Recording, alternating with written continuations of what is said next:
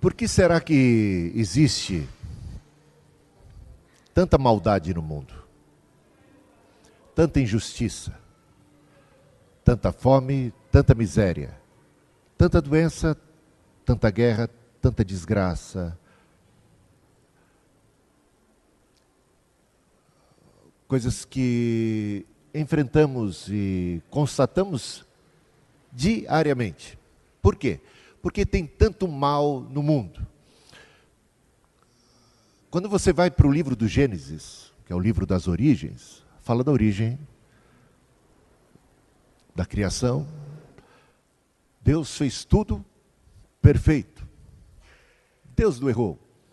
Deus criou os seres humanos à sua imagem, à sua semelhança. E tudo que Deus fez de maneira correta, fez perfeito. Então por que é que existe o mal no mundo? Como é que foi que surgiu o mal? Aí eu convido você a abrir a sua Bíblia no livro de Gênesis, no capítulo 3. Aqui temos a origem do mal.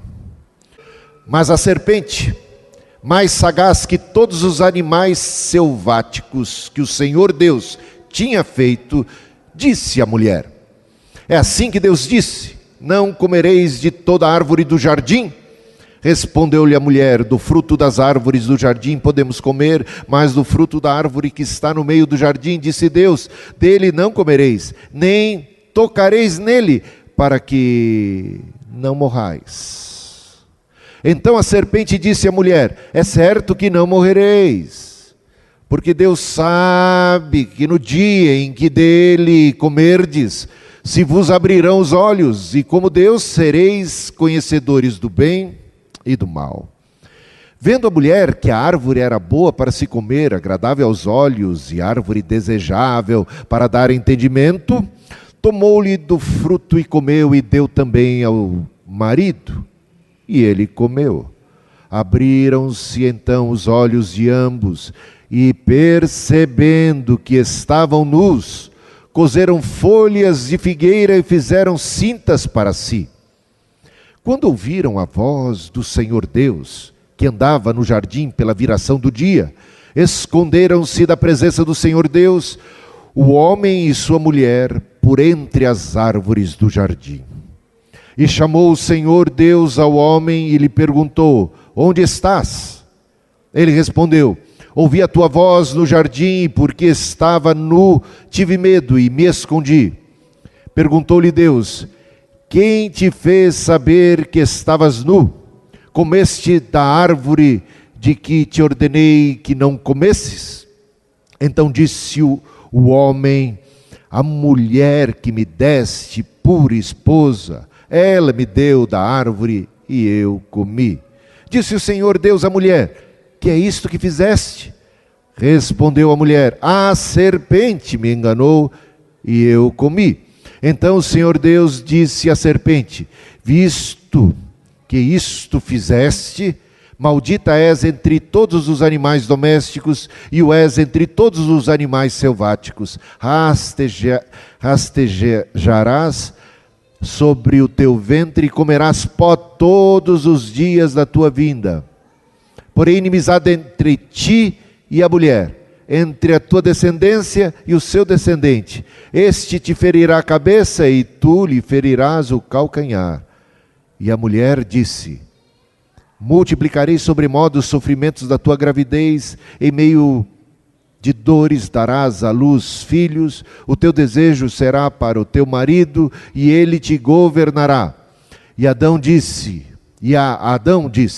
visto que atendeste a voz de tua mulher, e que comeste da árvore que eu te ordenara não comesses, maldita é a terra por tua causa. Em fadigas obterás dela o sustento, durante os dias da tua vida. Ela produzirá também cardos e abrolhos, e tu comerás a erva do campo. No suor do rosto comerás o teu pão, até que tornes a terra, pois dela foste formado, porque tu és pó e ao pó tornarás. E deu o homem o nome de Eva, sua mulher, por ser a mãe de todos os seres humanos. fez o Senhor Deus vestimenta de peles para Adão e sua mulher e os vestiu. Então disse o Senhor Deus: eis que o homem se tornou como um de nós, conhecedor do bem e do mal, assim que não estenda a mão e tome também da árvore da vida e coma e viva eternamente. O Senhor Deus, por isso, o lançou fora do jardim do Éden, a fim de lavrar a terra de que fora tomado. E expulso o homem, colocou querubins ao oriente do jardim do Éden e o refulgir de uma espada que se revolvia para guardar o caminho da árvore da vida. Esse texto, um tanto longo, é extremamente esclarecedor a respeito do porquê temos o mal no mundo. Temos o mal no mundo porque o homem fez mau uso de uma dádiva divina que se chama liberdade. E Deus já havia advertido que a desobediência traria danos terríveis, e o homem, a si mesmo, homem e mulher, nossos antepassados, resolveram desobedecer e trouxeram sobre si tamanha maldição. Temos esse texto. O que Deus fez foi bom, perfeito, Ele advertiu, mas as pessoas pisaram na bola, nossos pais, nossos primeiros pais. Veja o versículo 7. Quando eles pecam, quando eles cometem esse erro, cometem por sedução da serpente. Todo o pecado, a princípio, não parece tão ruim assim. É um tanto sedutor. As pessoas são como que atraídas a um fascínio. E aquele fruto proibido, à vista da mulher, ele era bom de se ver, ele era bom de se contemplar. Ele parecia muito apetitoso e ainda trazia consigo, conforme a informação da serpente, uma virtude do conhecimento, do saber. Na verdade, tudo que o diabo oferece em termos de tentação, ele oferece com propósitos ocultos, que só ele mesmo sabe. Ele não conta toda a história. Ele se apresenta, às vezes, como um anjo de luz, como algo tão prazeroso. Mas o pecado que promete prazer gera dor e sofrimento. E a gente vai perceber as consequências drásticas que o diabo não contou para Eva, mas que Deus já havia advertido, e que o diabo tenta ludibriar homem e mulher, dizendo: não é bem assim. Então, promete-se prazer, promete-se alegria, promete-se felicidade, satisfação, mas a consequência é culpa, é medo, é angústia, é pesar, é dor, é sofrimento e, por fim, a morte. Na verdade, a oferta diabólica se apresenta como uma oferta de vida muito boa, muito legal, acima da média, das expectativas mais comuns. Lembram-se da história do filho pródigo, da parábola? A ilusão do filho pródigo era, tendo tomado posse da herança, ele ia se dar bem.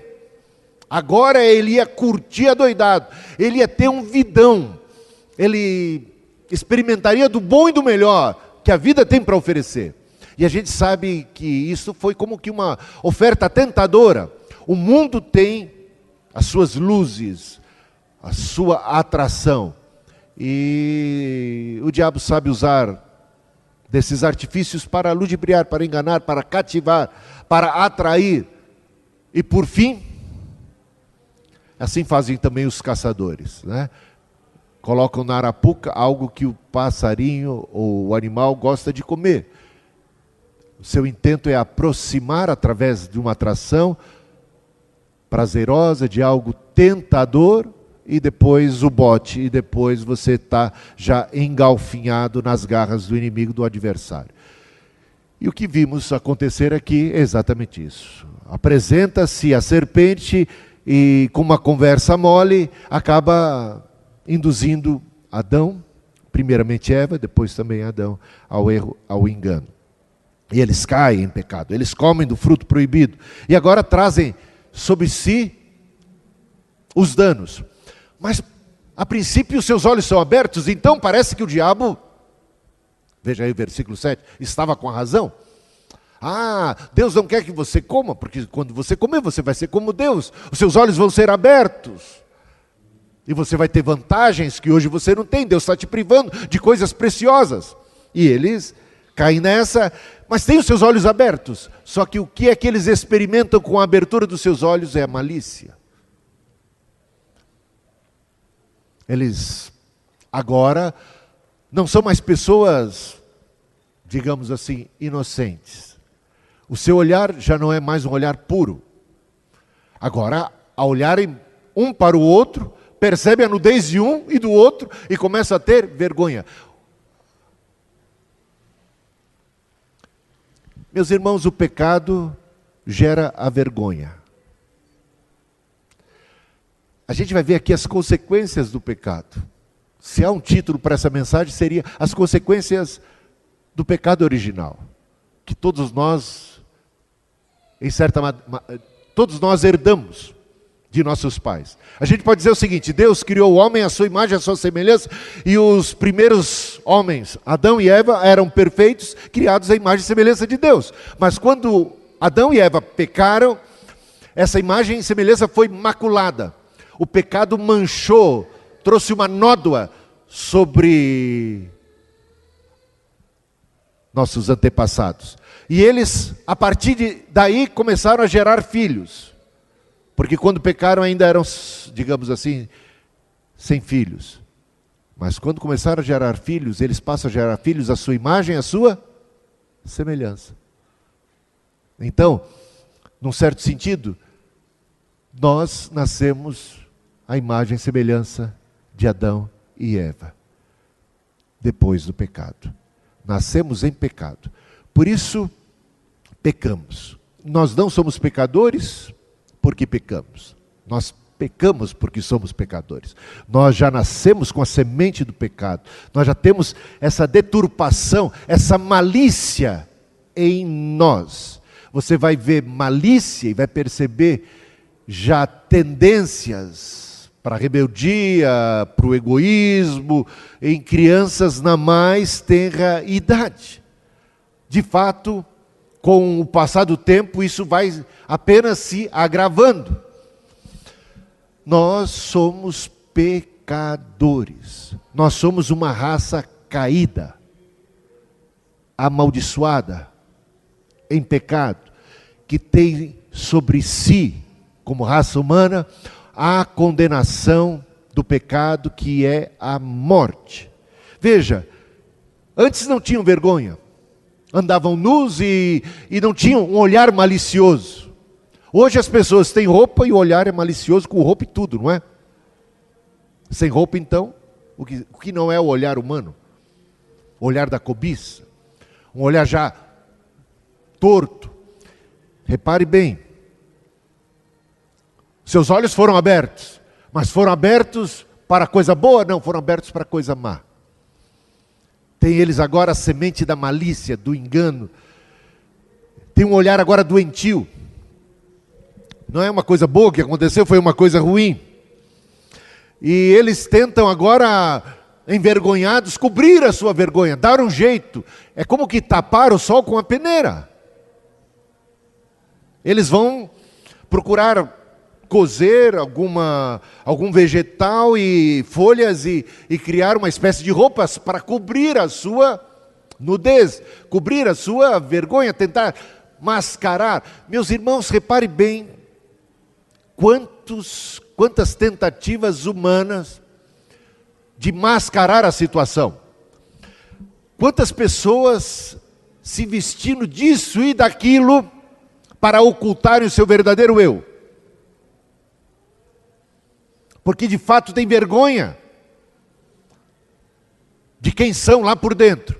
E tentam vender um peixe, uma imagem de si mesmo muito diferente da realidade. Vestem máscaras, podem se vestir de crentes, podem se vestir de honestos, de qualquer coisa, podem se travestir de algo que seja mais aceitável ao grupo. E a gente vê os políticos fazendo isso o tempo todo, não é? Fazem tipo. É o caçador de marajás, que depois se revela um grande marajá, não é? Faz tipo, ele se apresenta, ele tem um discurso, ele tem uma imagem pública a preservar. Essa é uma tentativa humana de resolver o problema, mas não é a solução. Deus tem a solução. Só Deus tem redenção para o problema da humanidade. E a gente vai ver Deus se manifestando nesse mesmo capítulo. Mas o homem está tentando, o homem está em apuros, se vê agora envergonhado e tenta uma solução falaciosa. Não realmente verdadeira solução. No versículo 8, você vê outra consequência do pecado. Eles fogem de Deus, eles se escondem. Deus se aproxima agora e eles se sentem culpados, tem a culpa.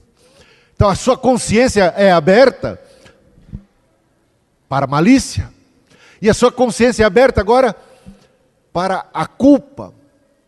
Eles agora são atormentados pela culpa. Eles têm medo, então são todos esses sentimentos provocados pelo pecado. O pecado trouxe vergonha, o pecado trouxe culpa, o pecado trouxe medo, e de repente eles não querem mais ter aquele encontro, que era um encontro prazeroso, maravilhoso, que havia cotidianamente com Deus, com o Criador, e o pecado então traz separação, alienação. Eles se sentem desajeitados, eles têm medo de confrontar, têm medo de serem descobertos, assim como uma criança que faz algum mal feito, e de repente se aproxima o pai. E a criança tenta disfarçar, e se esconde, foge. Eu e meu irmão Celso, que está aqui, a gente brincou uma vez de esconde-esconde. E a gente normalmente se escondia atrás da caixa d'água de casa. Subia no vaso sanitário, tinha como um alçapão para a parte superior, só que era de estuque. E lá todos nós nos escondíamos sempre. Éramos muito crianças, então não tínhamos muita criatividade para esconder, não. E eu já sabia que meu irmão tinha se escondido no mesmo lugar que eu costumava me esconder, atrás da caixa d'água. E ele subiu e estava lá, e agora já contei até 10, posso ir atrás do meu irmão. E fui lá e subimos. Aí você tinha que pisar na parte de madeira, porque se você pisasse no estuque ia furar, né? Só que tem aquele negócio do corre-corre. Depois para bater pique, né? E meu irmão quis passar na minha frente. E ligeiro, saiu mesmo na frente, só que ele pisou fora da madeira, ele pisou no estuque e fez um buraco daqueles na sala, sabe? E meu pai chegava do serviço às 5h30. Gente, a culpa é uma coisa horrorosa. Passamos o dia inteiro, eu nem lembro de ter empinado pipa, jogado bolinha de gude, rodado peão e jogado bola aquele dia. Eu passei o dia inteiro atormentado com a ideia de que vou ter que me defrontar, me deparar com meu pai. Eu era mais velho, eu achava que eu ia entrar no... Né, embora ele tenha pisado, não ia sobrar para mim também. Acho que eu ia apanhar até mais. E... sabe o que aconteceu? Meu pai chegava às 5h30 do serviço, em casa. E não era horário, não tinha horário de verão, mas era verão. Estava o sol daquele. Eu e o meu irmão já estávamos na cama dormindo às 5h30. Você entende por quê, né? Aí, você lembra disso, né, Celso? Parece como se fosse hoje. Qual era a ideia? Meu pai não vai acordar. Será? Meu pai vai ter coragem de acordar a gente para bater? Em outras palavras, nós estávamos nos escondendo, fugindo do pai. Não queríamos ter um tete-a-tete com o pai, não queríamos encarar o nosso pai. Assim que aconteceu com Adão e Eva, eles se esconderam. Deus está se aproximando e pernas para que te quero. Eles fugiram. Mas dá para fugir. Talvez do pai dá para fugir, né? Mas de Deus não dá para fugir. Bom, meu pai chegou, viu o buraco na sala, perguntou, quem fez isso? Como é que isso aconteceu? Minha mãe explicou, cadê os meninos? Estão dormindo. Ele morreu de rir, né? Como é que estão dormindo nessa hora? Bom, ele não nos bateu aquele dia, graças a Deus. Meu pai pegava um pouco pesado, sabe? Se ele ficasse bravo. Ainda bem que ele levou para o lado da esportiva. E nós escapamos. Mas eu acho que nós não levantamos, ficamos ali.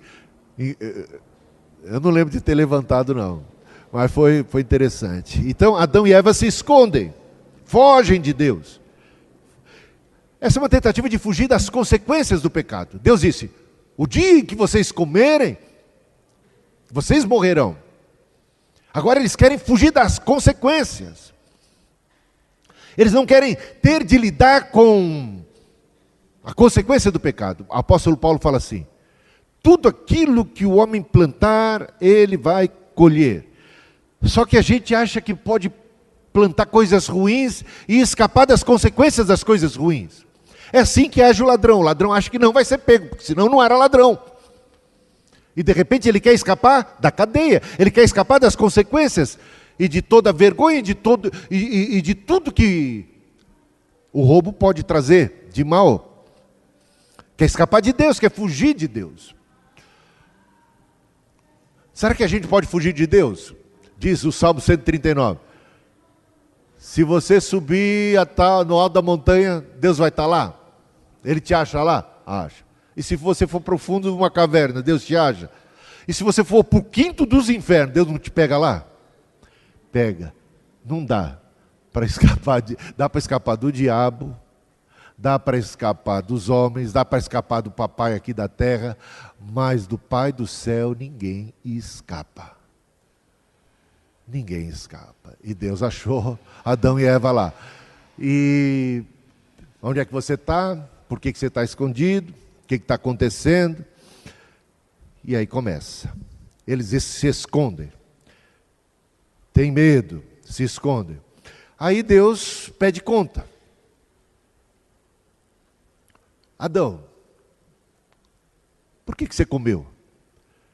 E o Adão assume a culpa. Porque eu sou pecador, porque eu desobedeci, me perdoe, eu estou completamente errado, a culpa é toda minha, é minha culpa, minha máxima culpa. Foi assim que Adão reagiu? Não, botou a culpa em alguém. Botou a culpa em alguém. Eu estou lembrando aqui uma vez o Rafael também está presente, é meu filho caçula. A mãe dele estava desconfiada que ele tinha feito o negócio errado. Rafael, você fez isso? Mãe, se eu contar eu vou apanhar ou não? Você está entendendo qual que é a jogada, né?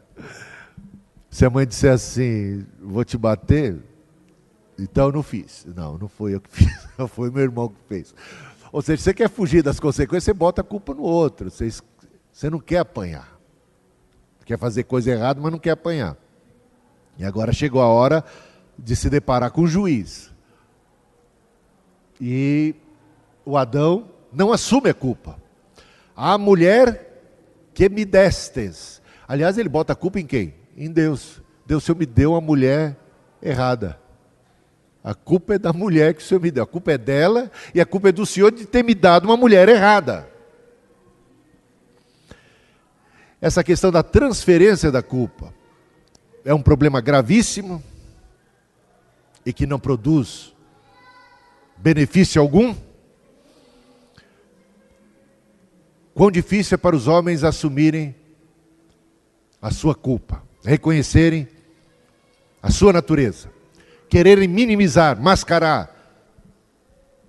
dar uma dourada na pílula, amenizar o acontecido, transferir a culpa. Agora então, a culpa é da mulher então? Eva, por que você fez isso? Pergunta a Deus. É a serpente, foi a serpente. Você repara que Pilatos também bota a culpa nos judeus. Eu lavo as minhas mãos, a culpa é dos judeus. Os judeus é que estão crucificando. Eu não queria, mas ele podia e não fez e transfere a culpa.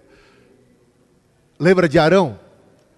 Quando ele faz um bezerro de ouro, porque o povo estava se queixando que Moisés demorava-se muito lá no alto do Monte Sinai, nunca que descia. Acho que Moisés morreu, o povo muito com muita tendência idólatra, chiou a beça, se levantou contra Arão, fez pressão, fizeram piquete, fizeram todo tipo de greve, e aí reivindicaram que Arão fizesse um ídolo, um bezerro de ouro Arão assim procedeu. Quando Moisés desce e vê que o povo está adorando o bezerro, ele quebra as tábuas da lei e depois, indignado, vai falar com o supervisor do povo, o encarregado, porque Moisés era o líder e deixou como encarregado o Arão. Arão, como é que isso aconteceu? Quem é que fez esse bezerro? O Arão, fui eu que fiz, mas calma aí, deixa eu explicar. O povo exigiu. A culpa é do povo. Quem sou eu diante de um povo feroz que se levantou? Ou seja, essa tendência de transferir a culpa é muito comum, muito antiga, já encontramos ela ali no Jardim do Éden. A serpente me enganou, no versículo 13 diz Eva, e eu comi. Então o Senhor começa aqui a, digamos assim, a dar as sentenças. A sentença para a serpente, em primeiro lugar, depois a sentença para o homem, a sentença para a mulher, a sentença para a mulher, a sentença para o homem. Todo mundo aqui recebe a sua devida, justa punição. No caso da mulher, tem duas punições bem claras aqui. A gravidez com dor e também que por conta do pecado, ela teria que se sujeitar ao marido. Eu diria para vocês o seguinte, esse texto deixa claro que mulher sendo sujeita ao marido é uma maldição. Nunca foi o propósito original de Deus desde o princípio. O que você acha disso? Não é? Deus não criou a mulher para que ela fosse sujeita ao marido, mas por conta do pecado, isso veio como maldição. Mas em Cristo Jesus, Ele não veio botar fim para a maldição? O que você acha disso? Não estou ouvindo nenhum amém? As mulheres deveriam dar um amém bem alto agora. Jesus não veio desfazer as obras do diabo? Veio desfazer as obras do diabo. E se isso veio como uma consequência do pecado, como um castigo para a mulher, será que tem cura no Evangelho? Será que tem cura na cruz de Cristo? Eu creio que sim. E ao homem também foi dado juízo. Então o que a gente vê? De ter a diversidade na hora de plantar e de colher, a terra já não mais tão propícia, a terra precisa ser preparada, tem que tirar toco, tem que arrancar toco, tem que ser tipo zagueiro, né? Tem que arrancar toco. Só os homens que jogam futebol é que entenderam isso. Isso era para ser uma piada. Arrancar toco, que a gente usa muito, arrancar toco. Tem que preparar, a terra já não é, ela tem abrolhos, ela tem espinhos, e você vê uma série de intempéries, de repente a chuva não cai no momento propício, ou chove demais, ou chove de menos, e tudo se perde-se a seca, se perde-se a geada, então pode ter terremoto, pode ter tempestade, as situações mais adversas, agora o homem tem que enfrentar, então é um labor, é um esforço, é uma dedicação, é muito suor, e de repente se perde, e tem que fazer tudo de novo, há muita angústia nesse processo de trabalho. Diz que a natureza, a criação foi amaldiçoada. Então, o pecado do homem trouxe não apenas consequência para si, mas trouxe consequências para a própria criação, o mundo. O mundo geme e suporta angústias até agora, diz o apóstolo Paulo em Romanos capítulo 8. A natureza geme, suspira, tem angústia. Então temos terremotos, então temos furacões, então temos tornados, então temos enchentes, então temos coisas desproporcionais, é o aquecimento, é o esfriamento, seja lá do que for, temos uma série de males ao nosso redor. Essas maldições Nada disso acontecia antes da queda, antes do pecado. Mas o homem agora tem que enfrentar uma série de intempéries, uma série de adversidades e, por fim, a própria morte. Ao pó tornarás. Antes ele tinha acesso à árvore da vida e tinha a eternidade para desfrutar do paraíso, da comunhão com Deus e de todas as delícias da terra e da vida, de tudo de bom que Deus criou, mas agora, por causa do pecado, ele está sujeito ao quê? À morte. E a morte em todas as dimensões, nas três principais. A morte física. Estamos condenados à morte. Nossos antepassados morreram. Nós morreremos também. Eu lembro de No Alto da Compadecida, aquela frase, que nós somos um bando de condenados. Condenados à morte física. Estamos debaixo dessa maldição do pecado. Mas não é só morte física, e a morte espiritual? O homem foi expulso do paraíso. O homem apartou-se de Deus. Espiritualmente falando, tem muita gente já morta. A grande maioria, inclusive, estão mortos nos seus delitos e pecados. Estão mortos, estão apartados de Deus no coração. Se esconderam, fugiram, foram expulsos do paraíso. Não vivem em comunhão mais com Deus. Mas Deus é vida, só tem vida nele. E quem se aparta e se distancia de Deus, se distancia também igualmente. E na medida desse afastamento da própria vida em si. Então, espiritualmente falando, a condição do ser humano é uma condição de alguém alienado do paraíso, alienado de Deus, alguém que está morto espiritualmente. E a outra, e a definitiva e mais terrível de todas as mortes, a morte eterna. Aí a condição em que seria irreversível, que não tem volta. Meus irmãos, a morte física não é a mais assustadora das mortes, a morte espiritual é que conduz à morte eterna. Mas o homem condenado à morte física, condenado à morte espiritual, condenado à morte eterna, o homem que está debaixo de maldição, que agora se tornou escravo do pecado, recebe um cuidado especial da parte de Deus aqui. A gente vê que se Adão e Eva tentaram cobrir a sua nudez de maneira precária, Deus providencia uma cobertura especial. Deus não deixa o homem largado a si mesmo. Deus se manifesta naquele jardim e Ele providencia roupas adequadas, mais apropriadas para Adão e Eva. Como assim? Que tipo de roupa? Você vê lá no versículo 21. Quer ver? Versículo 21.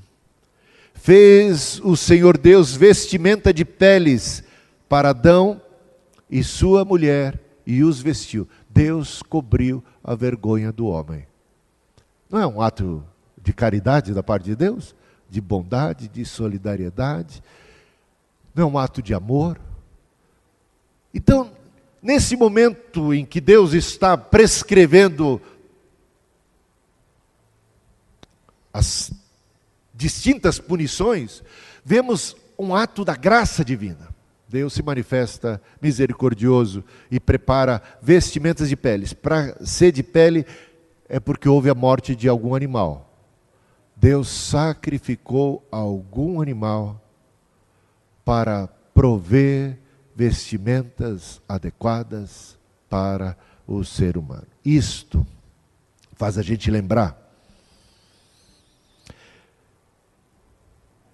de Jesus, o Cordeiro de Deus que tira o pecado do mundo,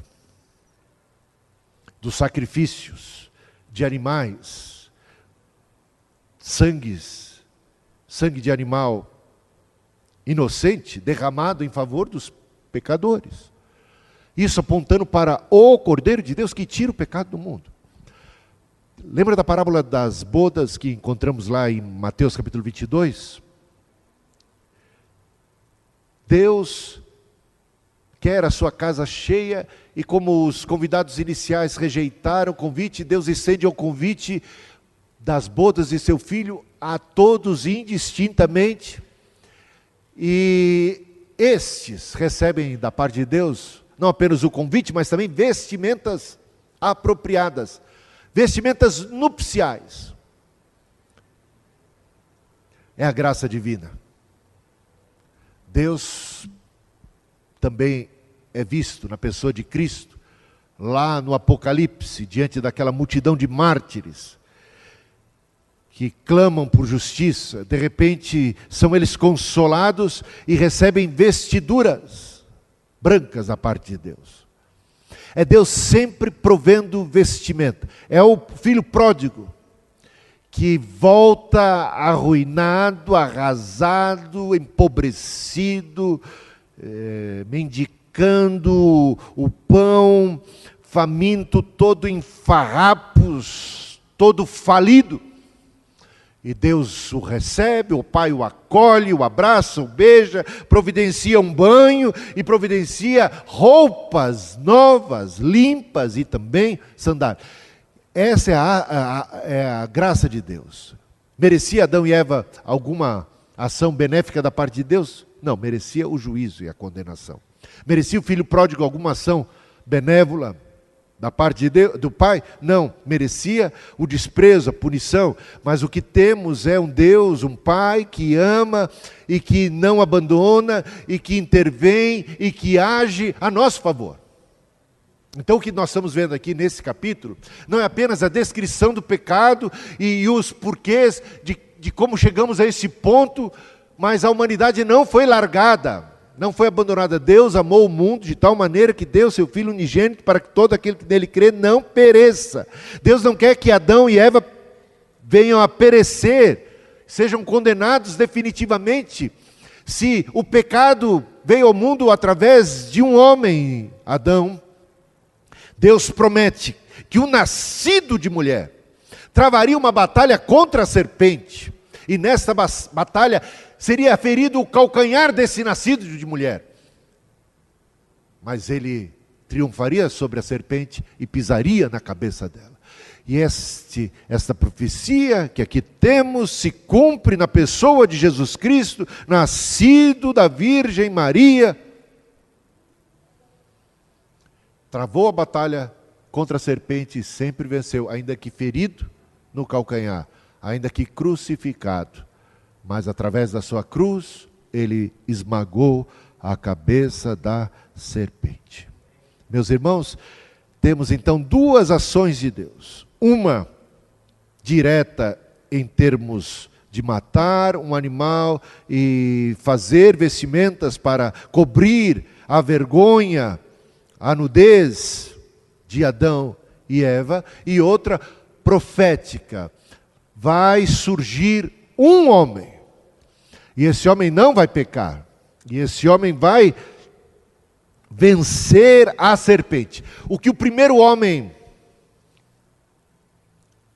falhou, naquilo mesmo em que o primeiro homem falhou, e seduzido foi pela serpente e caiu aos pés da serpente, agora um segundo homem triunfará. Ele venceu todas as tentações, sem pecado, e ele se tornou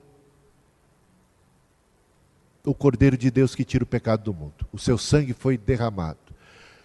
E por causa da sua morte, do seu sangue derramado, nós recebemos da parte dele como que a sua pele. O que você acha? Não é? Lembra que a pele de um animal sacrificado serviu para cobrir a nudez de Adão e Eva? Isso também era profético.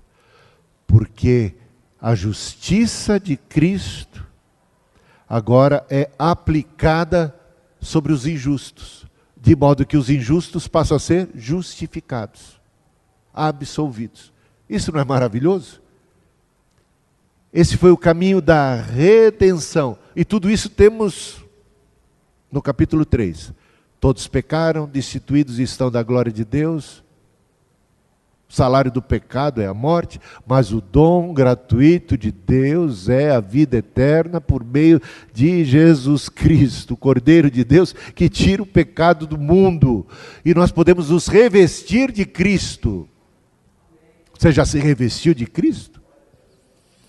Podemos fazer diferente de Adão e Eva, em vez de nos apresentarmos diante de Deus cheio de desculpas, podemos confessar os nossos pecados, as nossas mazelas, e podemos ser vestidos da sua roupagem.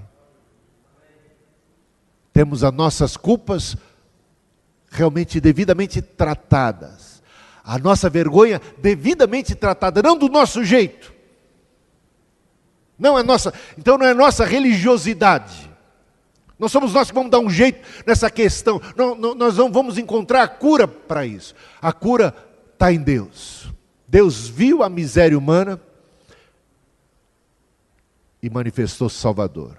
Mas ele tinha dito, no dia em que comerdes, certamente morrereis.